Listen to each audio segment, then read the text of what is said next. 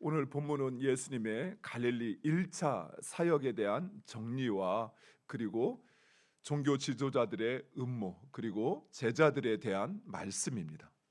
예수님의 1차 갈릴리 사역은 크게 두 가지 결과를 초래하였습니다.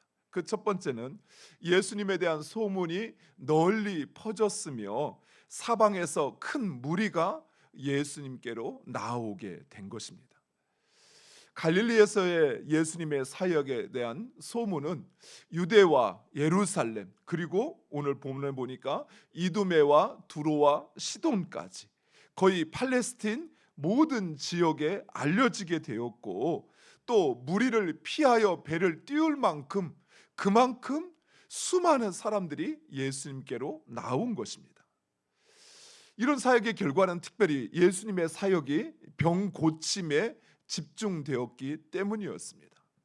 예수님의 사역이 병 고침에 집중될 수밖에 없었던 것은 그만큼 병과 귀신들로 인하여 고통당하는 사람들이 많았다는 반증이기도 합니다.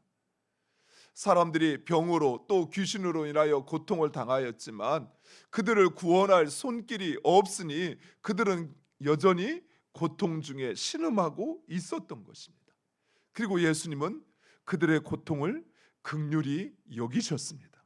물론 예수님께서 그들의 믿음을 보시고 고치기도 하셨으나 그러나 먼저 예수님께서 그들을 긍휼히 여기셨던 것입니다. 이처럼 우리 하나님은 결코 그의 백성들이 고통당하는 것을 외면하시는 분이 아니십니다. 사랑하는 성도 여러분, 하나님은 결코 우리를 떠나지도 또 버리지도 아니하신다 성경은 누누이 강조하고 있습니다.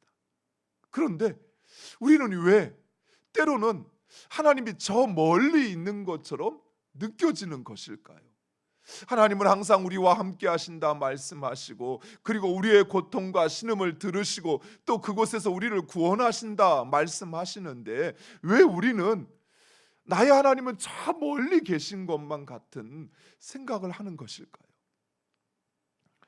성경은 그 이유를 세 가지로 제시하고 있습니다. 첫 번째, 하나님과 친밀한 교제를 하지 않기 때문입니다. 두 번째, 죄를 짓고도 회개하지 않기 때문입니다. 세 번째, 그 하나님의 말씀에 순종하지 않기 때문입니다.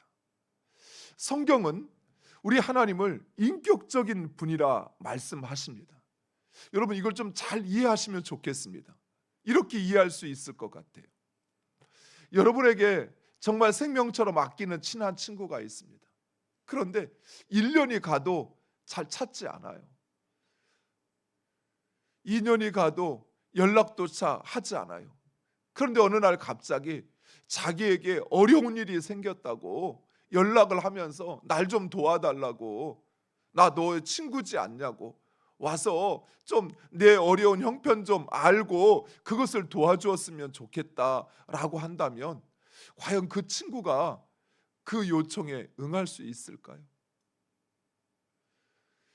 또 그 친구가 원하는 것을 하지 않아요. 그 친구가 무엇을 싫어하는 것을 알면서도, 그러면서도 그 친구가 싫어하는 일을 막 해요. 그 친구가 도와달라고 할 때는 외면하고 행하지 않으면서도 막상 자기가 어렵고 힘들면 연락해서 날 좀 도와달라고, 나 지금 죽게 생겼는데 네가 좀 도와달라고, 네가 하라는 대로 할 테니까 날 좀 도와달라고. 여러분, 그 요청을 여러분이 인격적이고 정말 나를 믿고 신뢰하는 요청으로 받아들일 수 있을까요? 여러분, 그렇게 하나님을 대우하고 있지는 않습니까? 내가 잘 나가고 특별히 문제가 없을 때 마치 하나님이 내 옆에 계시지 않는 것처럼 그 하나님을 찾지도 않고, 또 그 하나님이 원하시는 건 무엇인지 관심도 두지 않고 그 하나님의 말씀에 순종도 하지 않다가 마치 일주일 내동 탁자에 쌓여 있어 먼지가 쌓인 성경책처럼 그렇게 하나님을 찾지 않다가 내가 급해지니까, 내 상황이 급박해지니까 그제서야 하나님을 찾으면서 하나님 날 좀 도와달라고, 하나님 그 친구가 과연 그 요청을 자신을 친구로 알고 요청한다 생각할 수 있을까요? 사랑하는 성도 여러분, 하나님을 인격적인 분이라고 말씀하시는 여러 가지 이유 중에 하나 있는데, 그것은 바로 이처럼 항상 앞에서 대면하고, 그리고 또 때로는 우리가 하나님 앞에 내 마음을 토로하고 하나님의 말씀을 듣고 또 하나님 기뻐하시는 것을 내가 이루어 드리고, 또 때로는 내 삶에 찾아오는 어려움 앞에 그 하나님의 도움을 요청하면서 하나님께서 나를 이렇게 도우셨구나라고 하는 것을 깨닫고 그 하나님 앞에 감사할 수 있는 그런 관계가 돼야 되지 않을까요? 죽었는지 살았는지도 모를 만큼 그렇게 안부조차 찾지 않다가 어느 날 갑자기 자신에게 어려움이 찾아왔다고 와서 나를 좀 도와달라 요청하는 그런 친구의 요청을 어떻게 우리가 쉽게 허락할 수 있을까요? 근데 정작 우리는 하나님을 그렇게 대하고 있는 것입니다. 하나님이 그토록 싫어하는 거, 하나님 그렇게 원치 않는 거, 심지어 그것을 알면서도 그 하나님이 원하는 것에 역행하며 살다가도 막상 우리에게 어려움이 찾아오면 하나님을 찾아요. 물론 그럼에도 우리 하나님은 우리를 외면하지 않으셔요. 그러나 사랑하는 성도 여러분, 하나님과의 우리의 관계의 척도는 바로 그런 인격적인 만남에 있는 것입니다. 내가 매일 그 하나님을 찾고 하나님의 말씀을 듣고 또 그 하나님 앞에 내 마음을 토로하고 하나님 기뻐하시는 뜻을 쫓아 내가 행할 때 그 하나님과의 나의 관계가 더 긴밀해질 수밖에 없고, 심지어 내가 말하지 않아도 나의 상황을 알고 그리고 나를 도우시고 또 내 삶 가운데 그 하나님이 일하시지 않으시겠습니까? 그리고 그 하나님의 약속과 말씀은 1.1획도 없어지지 아니하고 반드시 이루어진다라고 성경은 말씀하고 있습니다. 하나님의 말씀은 마치 바위에 철필로 새긴 것보다 더 분명하고 확실하여서 그 말씀은 반드시 이루어지고 성취되어집니다. 그런데 왜 나의 삶에는 그 하나님의 말씀이 실현되지 않는 것 같을까요? 왜 내 삶에는 그 하나님의 말씀이 떨어졌음에도 불구하고 여전히 아무것도 변하지 않는 것처럼 생각되어지는 것일까요? 그것은 바로 우리 자신에게 문제가 있다라는 것이에요. 하나님께서 우리를 통하여 일하시길 원하시고 또 우리에게 복 주시고 은혜 베푸시길 원하시는데, 정작 하나님이 일하실 만한 그런 그릇으로 또 그 은혜와 복을 받을 만한 그런 존재로 살아가고 있지 않은 것입니다.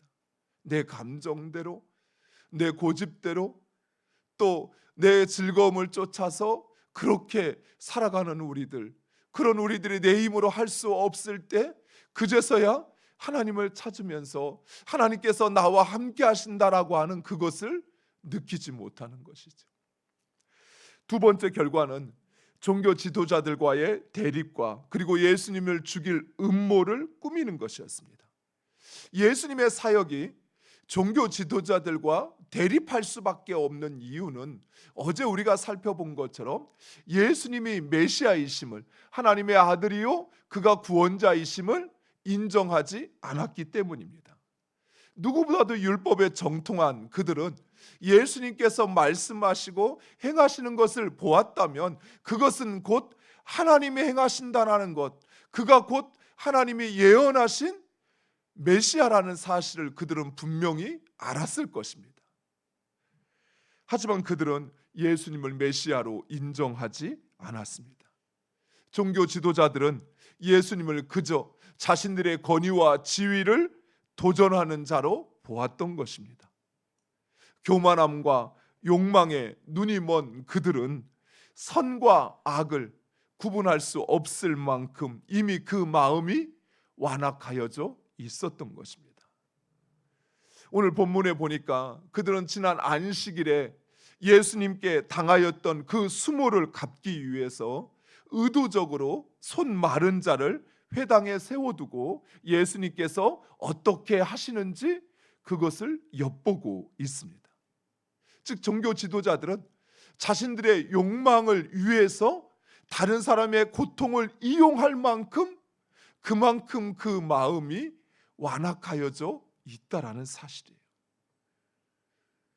의도적으로 손 마른 사람을 회당에 세워놓고 그리고 그 고통을 예수님이 살피는지 안 살피는지, 안식일에 일을 행하는지 안 하는지 그것을 엿보고 있는 것입니다.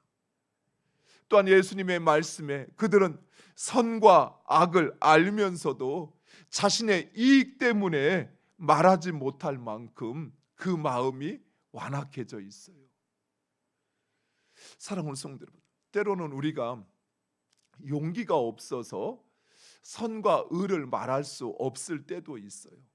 그런데 또 때로는 오히려 내 마음이 욕심에 사로잡혀 그 완악함으로 인해서 잘못된 것을 알면서도, 그것이 불의한 것을 알면서도, 그러면서도 말하지 못하고 그 불의를 지적하지 못하는 그런 때가 우리에게도 찾아온다는 사실입니다.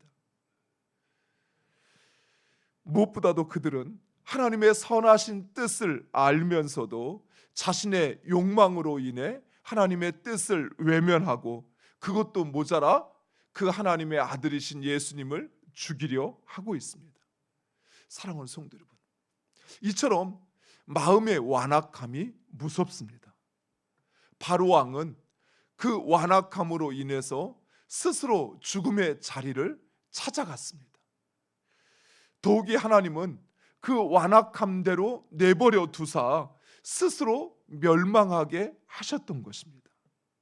그런데 사랑하는 성도 여러분, 이런 완악함이 특별한 누군가에게만 찾아오는 것이 아니라 우리 모두에게도 찾아온다는 사실입니다.